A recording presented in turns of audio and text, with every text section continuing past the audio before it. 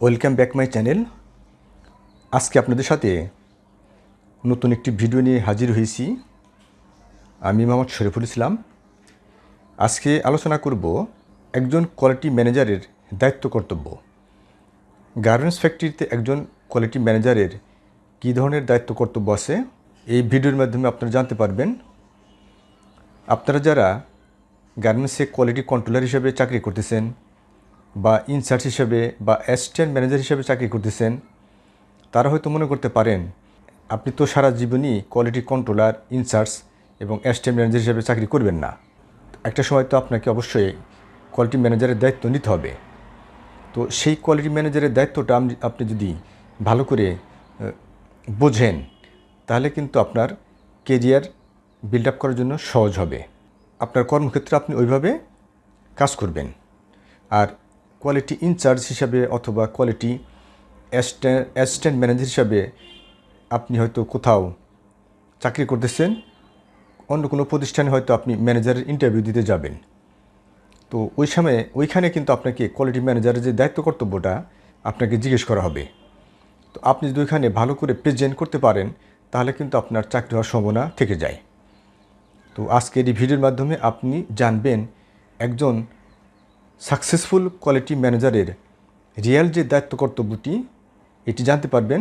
চলুন ভিডিওটি শুরু করা যাক। তো একজন কোয়ালিটি ম্যানেজারের কিন্তু কাট টু শিপ পর্যন্ত তার কোয়ালিটি মেনটেনের দায়িত্ব থাকে। তার অনেক অ্যাক্টিভিটিস করতে হয় সারাদিনে, তার অনেক টাস্ক থাকে, সেগুলো সে মেনটেন করে। আমি স্টেপ বাই স্টেপ আপনাদেরকে এই জিনিসগুলো বলবো। তার মধ্যে প্রথমে আছে হচ্ছে অর্থাৎ কাস্টমার ফোকাস। আপনার ফ্যাক্টরিতে যে সমস্ত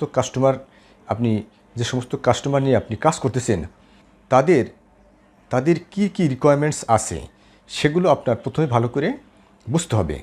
আপনি যদি তাদের রিকোয়ারমেন্টসটা ভালো বোঝেন, তাহলে কিন্তু আপনি আপনার যে সাবঅর্ডিনেট আছে, আদার্স যে ডিপার্টমেন্ট আছে, cutting, swing, finishing, production department আছে, আই ডিপার্টমেন্ট আছে, তাদের সাথে আপনি এই জিনিসটি শেয়ার করবেন।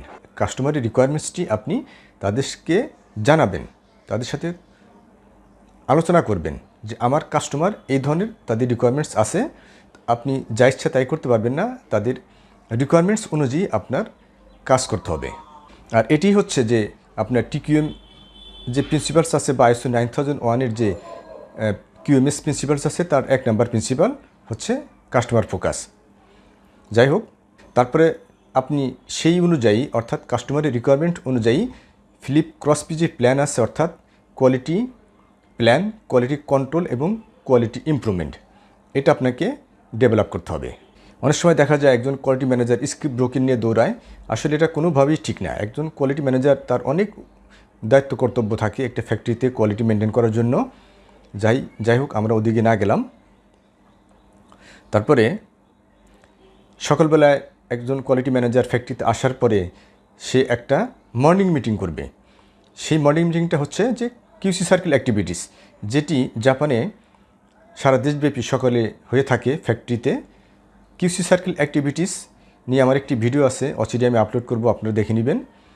সংক্ষেপে একটু বলি, QC সার্কেল অ্যাক্টিভিটিস হচ্ছে যে আপনি 4-5 জনের একটি ফ্রন্টলাইন কোয়ালিটি ডিপার্টমেন্টে যারা কাজ করে তাদের নিয়ে করা হয়, এবং তারা কোয়ালিটি ইমপ্রুভমেন্ট করার জন্য যা যা করা দরকার তাই করে। অর্থাৎ কোন ডিপার্টমেন্টের সাথে কীভাবে কাজ করতে হবে, কন্টিনিউয়াল ইমপ্রুভমেন্ট করার জন্য কিছু বিষয় আছে, সেগুলো তাদের করতে হয়।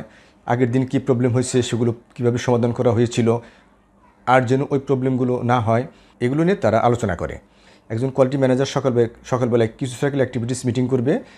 তার সাবঅর্ডিনেট যারা আছে, যেমন অ্যাসিস্ট্যান্ট ম্যানেজার বা কন্ট্রোলার থাকতে পারে, সর্বোচ্চ 7 থেকে 10 মিনিটের একটা মর্নিং মিটিং করতে পারবে। এক এক দিন সে এক এক বিষয়ের উপরে আলোচনা করবে। ওইখানে ফিডব্যাক নেবে যে তোমাদের মূলত কোন বিষয়টা বেশি সমস্যা, সেটা সে পর্যায়ক্রমে সলিউশন করার চেষ্টা করবে। তারপরে সোয়িং ফ্লোরে যদি কোনো ধরনের প্রবলেম অ্যারাইজ হয়, সেটা তার ইনস্ট্যান্টলি ওখানে প্রসেসে যে সমাধান দিতে হয়, এটাকে আমরা বলি গ্যাম্বা। তো যেখানে প্রবলেম সেখানেই সমাধান, সেখানে যে তাকে সমাধান করতে হবে, ইনস্ট্যান্টলি ডিসিশন দিতে হবে, পেন্ডিং রাখা যাবে না। কারণ decision yes or no, garments একটা জিনিস হল মেশিন বন্ধ রাখা যাবে না। কোনোভাবে মেশিন যেন বন্ধ না থাকে, তাহলে NPT টাইম বেড়ে যাবে এবং কস্ট ওয়েস্টেজ বাড়বে। যাই হোক, তাকে সেফটি মেজার্স নিয়ে কাজ করতে হয়। সেফটি মেজার্স হলো যে আপনার নিডেল সময় মতো চেঞ্জ করতে হবে। নিডেল ফিনিশিং ডিপার্টমেন্টে নিডেল ডিরেক্টর মেশিনের ভিতর দিয়ে আপনার ফিনিশ গুডসগুলো পার করতেছে কিনা তার ক্লোজ মনিটরিং করতে হয়। তারপরে আপনার কাটার সিজার বাধা আছে কিনা তার এটা মনিটরিং করতে হয়। অনেক সময় একটি ফ্যাক্টরিতে সেফটি ম্যানেজারও থাকে, সেও এগুলো দেখতে পারে। যেখানে সেফটি ম্যানেজার্স নাই সেখানে সে এগুলো ফলো আপ করতে পারে। তারপরে তার কাজের বড় একটা অংশ জুড়ে আছে হলো প্যাটার্ন কারেকশন।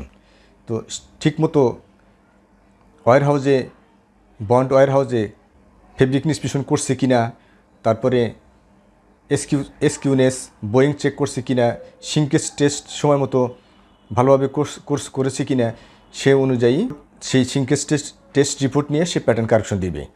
অবশ্যই এর সাথে তার evidence based decision making ISO স্ট্যান্ডার্ডে একটি প্রিন্সিপালস আছে যে আপনি যে ডিসিশন নেবেন, আপনি যে কাজ করবেন, অবশ্যই এটা এভিডেন্স বেসড ডিসিশন মেকিং হতে হবে।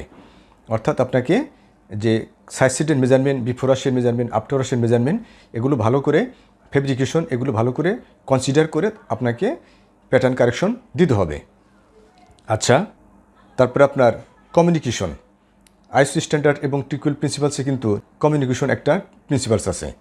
আপনাকে এই যে বায়ার্সের যে রিকোয়ারমেন্ট যেটি আপনি একটু আগে বললাম, এটিকে আপনাকে সমস্ত জায়গায় ছড়িয়ে দিতে হবে, ডিসেমিনেট করতে হবে। সবাই যেন রিকোয়ারমেন্টসটা বোঝে বা কোনো একটা ডিসিশন সেটা সবাইকে জানাইতে হবে। তাছাড়া কোয়ালিটি ম্যানেজারের আপনার cutting, swing, finishing, production, merchandiser, supplier এদের সাথে তার কমিউনিকেট করতে হয়। ওভার ফোনও হতে পারে এবং সেটি মেইলের মাধ্যমেও হতে পারে। এই জন্য একজন কোয়ালিটি ম্যানেজারের অবশ্যই কম্পিউটারের ভালো জ্ঞান থাকতে হবে, অর্থাৎ মেল লেখা, এক্সেলের কাজ এবং মেল কমিউনিকেশন করা তার জানা থাকতে হবে। তারপরে ফ্যাক্টরিতে যে ইনকামিং র মেটেরিয়ালস আসতেছে, ফেব্রিক এবং র মেটেরিয়ালস অ্যাক্সেসরিজ, সেগুলোর কী অবস্থা, এগুলোর কোয়ালিটির কী অবস্থা, এগুলো তার ক্লোজ মনিটরিং করতে হবে। তারপরে এই যে কাট টু শিপ পর্যন্ত যত ধরনের কোয়ালিটি অ্যাক্টিভিটিস হয়, যেমন ফেব্রিক ইন্সপেকশন, এসকিউনিস check, bowing check, torque check, তারপর আপনার সিঙ্কিস test, GSM test, shade blanket, relaxation, এই যে অ্যাক্টিভিটিসগুলো বললাম, যত ধরনের কোয়ালিটি অ্যাক্টিভিটিস আছে এগুলো কিন্তু তার প্রসেস অডিট অবশ্যই করতে হবে। সফল একজন কোয়ালিটি ম্যানেজার হতে হলে তাকে এগুলো করতে হবে এবং তার ক্যারিয়ারের জন্য একটা বিশাল কিছু হয়ে দাঁড়াবে পরবর্তীতে। যাই হোক, তারপরে তার সাব অর্ডিনেট যারা আছে, quality inspector, quality controller, ST manager, incharge যারা আছে, তাদের দায়িত্ব কর্তব্য সঠিকভাবে তারা পালন করতেছে কি না এটি তার দেখার দায়িত্ব। সে ক্রস চেক করবে বিভিন্ন সময়, বিভিন্ন যে লাইনে যেমন ইনলাইন হয়, ফিনিশিংয়ে যেমন প্রি ফাইনাল করা হয়, তারপরে আপনার সুইংয়ে ইনলাইন করা হয়, এসপি মনিটরিং রিপোর্ট করে, টিএলএস বোর্ড মেনটেন করা হয়। এই যে সমস্ত রিপোর্ট মেনটেন করা হয় এগুলো করতেছে কি না এগুলো তার ক্লোজ মনিটরিং করে দেখতে হবে যে এগুলো করে কি করে না। তারপরে যদি কখনো টেকনিক্যাল অডিট ঘোষণা হয় বা অনেক সময় টেকনিক্যাল অডিট আনঅ্যানাউন্স হয় এবং অ্যানাউন্স হয়, আমরা যদি ঠিকমতো আমাদের প্রতিদিনের অ্যাক্টিভিটিস যদি ভালো করে কোয়ালিটি সিস্টেম যদি প্রতিদিন ভালো করে অ্যাক্টিভিটিসগুলো মেনটেন করি, তাহলে আনঅ্যানাউন্স অডিট হোক আর অ্যানাউন্স অডিট হোক, কোনোভাবেই কোয়ালিটি ডিপার্টমেন্টের এই কোনো ভুল ধরতে পারবে না কাস্টমার। তো আমাদের দেশের প্রেক্ষাপটে আমরা যতদূর জানি, যখন এগুলো আমরা ভালো করে মেনটেন করি না অ্যাক্টিভিটিসগুলো, যখন শোনা যায় যে একটা টেকনিক্যাল অডিট এত তারিখে হবে, তখন আমরা উঠে পড়ে লাগি। এটা মোটেই ঠিক না। আমরা যেহেতু কাজ করে টাকা নেই, অতএব আমাদের প্রতিদিনের যে দায়িত্ব কর্তব্য সঠিকভাবে পালন করা উচিত।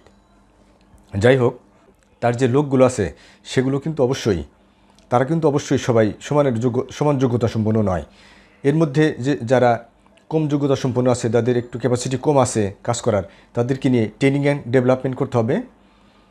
পর্যায়ক্রমে তাদেরকে ট্রেনিংয়ের ব্যবস্থা করতে হবে এবং তাদেরকে ক্যাপাসিটি বিল্ড আপ করতে হবে এবং তাদেরকে কাজের দক্ষতা বাড়াইতে হবে। বিভিন্ন সময় আপনার পরীক্ষা নেওয়া যেতে পারে 10 মার্কের বা 20 মার্কের কোয়ালিটি কীভাবে চেক করে, কন্ট্রোলারের দায়িত্ব কর্তব্য কী, ইনচার্জের দায়িত্ব কর্তব্য কী, কীভাবে গার্মেন্টস চেক করতে হয়, কীভাবে এই ধরনের কোশ্চেন অ্যারাইজ করে মাঝে মাঝে আপনারা কোশ্চেন ডেভেলপ করে পরীক্ষা নেবেন, সেগুলো ফিডব্যাকের জন্য পরীক্ষা নেবেন, এগুলো ফাইলবন্দি করে রাখবেন। যদি কোনো সময় টেকনিক্যাল অডিট হয়, তারা দেখতে চায়, অনেক সময় ট্রেনিং যে করান সেগুলোর এভিডেন্স দেখান, ফিডব্যাক চায়, এগুলোর ফিডব্যাক তারা চায়, তো এভিডেন্স চায়, তখন এগুলো দেখাইতে পারবেন। যাই হোক, তারপরে একজন কোয়ালিটি ম্যানেজারের পিপি মিটিংয়ে অ্যাটেন্ড করতে হয়। তো পি মিটিংয়ে একটা কাস্টমারের কী ধরনের রিকোয়ারমেন্টস আছে সবাই সমস্ত ডিপার্টমেন্টের লোক আসলো কি না এটাকে দেখতে হবে। এটা অনেক সময় প্ল্যানিং ডিপার্টমেন্টের লোকও দেখে, অনেক সময় কোয়ালিটি ম্যানেজারও দেখে। সবারই প্রি মিটিংয়ে আসতে হবে। আমাদের দেশে লক্ষ্য করা যায় যে প্রি মিটিংয়ে আসতেই চায় না। অবশ্যই প্রি মিটিংয়ে সবাইকে আসতে হবে এবং ভালো করে বোঝার চেষ্টা করতে হবে কাস্টমার কি বলে। ওই প্রি মিটিংয়ে কাস্টমার কি চায় কি চায় না বিস্তারিত আলোচনা হয়। তারপরে যে গার্মেন্টসটি ইনপুট হবে সেটি অবশ্যই তাকে রিস্ক অ্যাসেসমেন্ট করে দিতে হবে। কী রিস্ক আছে তাকে একজন কোয়ালিটি ম্যানেজার একটি গার্মেন্টসে যখন ইনপুট দেওয়া হবে ওই গার্মেন্টসে কী রিস্ক এরিয়া আছে সেটি তাকে অবশ্যই ইন্টারনাল প্রি মিটিংয়ের মাধ্যমে জানাইতে হবে এবং তাকে ক্লোজ মনিটরিং করতে হবে। তারপরে ফার্স্ট আউটপুট হওয়ার পরে একটি গার্মেন্টস তাকে অবশ্যই পিপি স্যাম্পল এবং কমেন্টসের সাথে ক্রস চেক করতে হবে যে গার্মেন্টসটি যে আউটপুট হলো এটি কোনো প্রকার স্টাইলিং মিস্টেক হচ্ছে কি না, এটি কিন্তু তাকে অবশ্যই দেখতে হবে। সর্বশেষ যে পয়েন্টটি বলতেছি সেটি হচ্ছে একজন কোয়ালিটি ম্যানেজারকে অবশ্যই তার ফাইলপত্র সাইন করতে হবে। কোয়ালিটি মেনটেন করার জন্য সেই ফাইলপত্রগুলোকে অবশ্যই তাকে সাইন করতে হয়। তো আমি এতক্ষণ ধরে যে কয়টি পয়েন্ট বললাম এটি যদি আপনারা মনে রাখেন এবং বারবার প্র্যাকটিস করেন তাহলে কিন্তু আপনারা যে কোনো জায়গায় কোয়ালিটি ম্যানেজারের ইন্টারভিউ দেওয়ার জন্য যথেষ্টই মনে করবেন। কোয়ালিটি ম্যানেজারের দায়িত্ব কর্তব্য সম্বন্ধে আলোচনা করলাম। আশা করি এই ভিডিওটি আপনাদের জন্য একটি হেল্পফুল ভিডিও হবে এবং আপনারা যদি কোয়ালিটি কন্ট্রোলার থেকে অ্যাসিস্ট্যান্ট ম্যানেজার থেকে ইনচার্জ থেকে কখনও কোয়ালিটি ম্যানেজার হতে চান তাহলে কিন্তু আপনার এই ভিডিওটি দরকার আছে।